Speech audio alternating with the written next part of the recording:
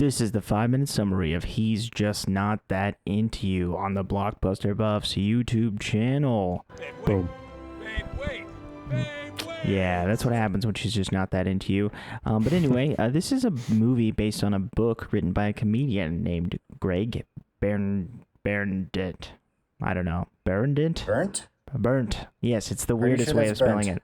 Him and his wife wrote the book, and then I guess Abby and Mark Silverstein adapted it into a movie. Yeah, and it's starring everybody. It's got Jennifer Goodwin, Jennifer Aniston, Jennifer Conling. Well, it's Jennifer, and Jennifer. We got, what's his face? Brad Affleck is in here. Justin Long, Ben Affleck, and Kevin Conley. It's wild. It's a wild movie. Anyway, we're gonna be breaking it down for everybody in 5 minutes. So let's put that 5 minutes on the clock, and then we will get started. Spoiler alert: we're gonna be spoiling it. Kyle, are you in? Or are you gonna just audit? I can help summarize. Okay. Matt, you go first.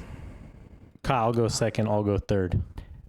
We're going to summarize this whole movie in 5, 4, 3, 2, 1. Let's go. So it opens with Gigi as a little girl out on the playground, and a boy says something mean to her, and she goes to her mom, and her mom says, "Do you know why that little boy was mean to you? It's because he likes you." And then she goes on like a long rant about how women have been telling this to each other, that every time a boy is mean to them, that means they like them, which gives them just this constant problem of having boys be mean to them deep into their adulthood. And so this is where things get very complicated very quickly. So yeah, anyway, the smash cut to Connor and Gigi, the same girl. They're out on a date, and then they leave that date, and Connor calls Anna, who's Scarlett Johansson. Anna, who's is in line in the grocery store and is about to flirt with Ben, who's Bradley Cooper, and she hangs up on Connor. And then Ben gets into the car with his buddy Ben Affleck. Forgot that guy's Neil, right? And so they're all it's all connected. The main plot right now, though, is that Ben is thinking about having an affair with Anna. Gigi is pining after love. And Neil is happy with his fiance, well, not fiance, Beth, but he is very sophomoric and will not marry her.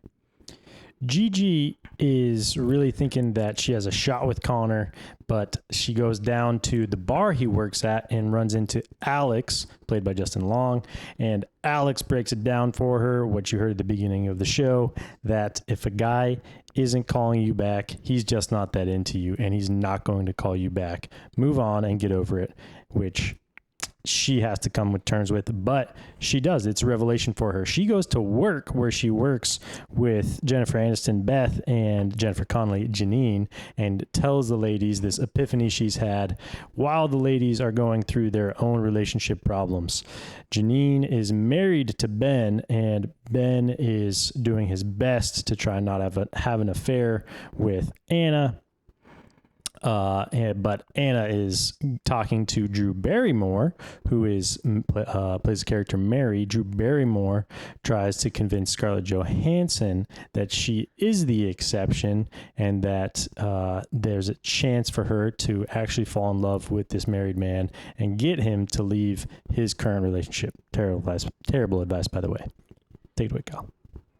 Yeah, so the core conflict in this movie, Joe briefly covered it, but it's when everybody at the same time, directly after this epiphany that he would have called if he was interested, just immediately tries to implode their relationship. And so you have like Batman acting like he's just not that into his longtime girlfriend. You have Bradley Cooper actually not into his wife. And then Gigi is just dealing with man after man who's not that into her. And then, every single person in that is like suddenly in a flux state.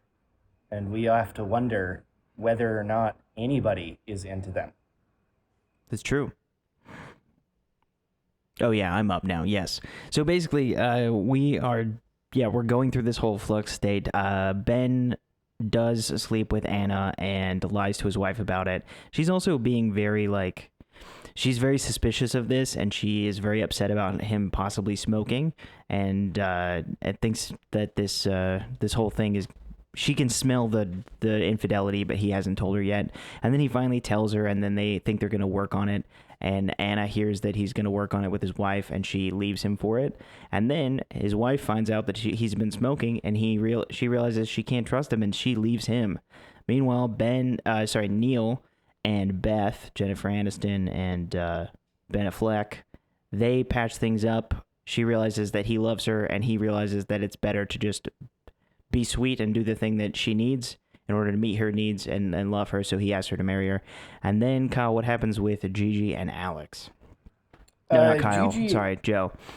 Go ahead, Kyle. Sorry. Take it away. Go for it. Gigi and Alex get into a massive fight where she somewhat embarrassingly throws herself at him, and then he rejects her. And she goes, okay, he's just not that into me.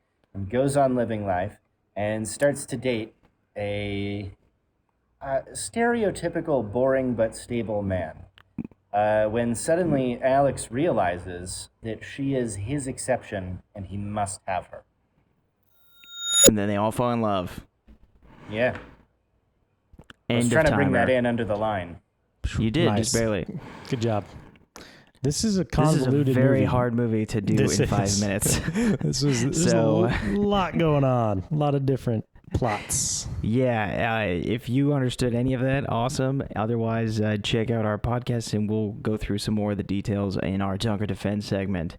Anyway, like, subscribe, share with your friends, check out our Patreon, and check us out on Apple Podcasts and or Spotify.